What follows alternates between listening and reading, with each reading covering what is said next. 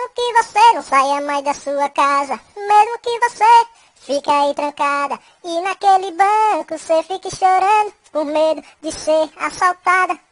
Mesmo que você deixe de passear e os seus amigos acham que tu vai estudar, tudo isso é medo, não guarde segredo, pois é, eu vou te roubar.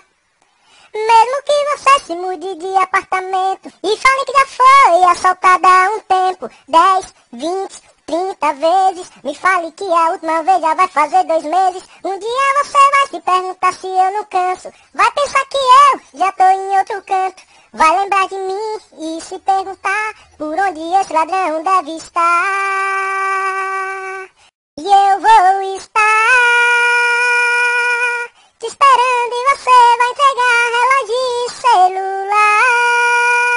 Sua carteira, aliança, pulseira eu vou tomar. Vou puxar quando você sair, então vai chorar. Vou vender tudo lá na feirinha, eu vou lucrar. E tu chorando.